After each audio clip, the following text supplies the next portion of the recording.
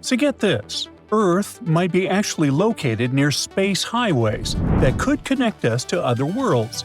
That's because our sun sits right in the center of a giant bubble filled with hot gas, carved out by ancient supernovae. And this bubble likely has tunnels linking us to distant galaxies.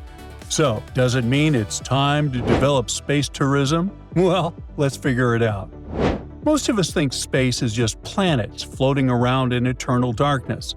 But new research hints at the possibility that it might not be really true. It turns out our whole solar system is actually sitting inside a giant bubble of hot, thin gas. And it gets even better. Scientists now think there might even be a weird cosmic tunnel or channel made of this stuff. It supposedly stretches out toward faraway stars. Astronomers spent years mapping the sky, and after they put all the data together, they found something that looks like a long pathway of hot, low-density plasma, which is basically that very thin, superhot gas. And this so-called channel reaches out from around us to distant constellations. Researchers from Germany confirmed this discovery using data from a space telescope called eRosetta. We'll talk about it a tiny bit later. Now, interestingly, scientists discovered that our solar system sits inside something called the local hot bubble a long time ago. This bubble is actually a huge area, about 1,000 light-years wide. It was created when several stars exploded in giant supernovas millions of years ago. Those explosions heated up the gas around them and basically carved out this bubble of hot, low-density space. And their shock waves created weak points in the bubble around us, eventually forming interstellar tunnels. That cosmic event was so huge that the leftover hot plasma is still floating around us today. Now, to understand this bubble better, scientists used eRosetta, which is an X-ray telescope. It scans the sky looking for soft X-ray light. That's a kind of light we can't see with our eyes. It comes from hot gas, old supernova leftovers, and other structures in space. They also compared eRosetta's new information with older data from another X-ray telescope called ROSAT. And finally, putting all this information together, they were able to make a much clearer map of what's around our solar system. Mind you, this wasn't easy. They had to divide the sky into thousands of tiny pieces and carefully measure faint signals coming from warm gas, empty pockets of dust, and other stuff floating in space. But their effort paid off. After sorting through everything, they managed to figure out the faint glow of hot plasma around us. It proved we were not just drifting through empty space. We're inside a giant burned-out bubble created by extinguished stars. But what really surprised scientists was the discovery of some kind of channel. It looked like a long tunnel in space, cutting through the hot gas around us and connecting our part of the galaxy to star systems far away. They also found signs of another channel pointing toward the Canis Major constellation. And those might not be the only ones. The data suggests there could be a whole network of such paths, branching out through space. Each one works like a hidden back road. Scientists used to guess that the space around our solar system might have little pockets or rooms carved out by old exploding stars. We could probably imagine them like caves inside outer space, but no one had the necessary tools to actually prove it. But now, thanks to that new data from the eRosetta telescope, they finally have a clear picture. The telescope showed that the space around us wasn't just empty. It's full of hot, thin gas and strange shapes, including tunnels and bubbles. This proves at least part of what older scientists predicted. We're living inside a giant bubble of hot gas, and that bubble connects to other bubbles through long, low-density channels.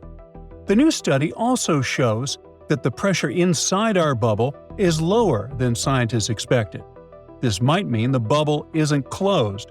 It could be open in some directions, letting that hot gas flow out into other parts of space.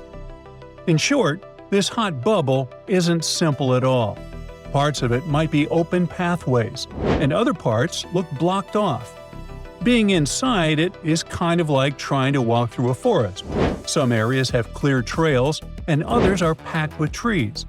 And even though astronomers have mapped big chunks of the bubble and found these strange channels, there's still a lot they don't fully get. Some paths look like they're made of a bunch of connected empty pockets, and others look totally closed. To understand the whole picture, we'll need better tools and more data. Hopefully, with stronger X-ray telescopes, deeper sky scans, and better computer models, we'll finally understand the nature and structure of the bubble we're living in. We might be able to make a kind of map of those hidden channels and learn how they affect things like cosmic rays, dust, and the solar wind around us. Now, speaking of telescopes, we can't help but mention the one that helped us figure out the very existence of the bubble around us. The thing is, scientists have been trying to understand a faint glow of low-energy X-rays that seem to cover the whole sky. For many years, they weren't sure where this glow was coming from. And then, the NASA-supported DXL mission finally helped to solve the mystery. Researchers used old but reliable detectors that first flew on a rocket in the 1970s. With these instruments, they confirmed that most of this X-ray glow came from a huge area of extremely hot gas around us. It was named the local hot bubble. Back in the 1990s, another X-ray mission called ROSAT made pretty good maps of the sky, and it found something surprising. Comets gave off soft X-rays too.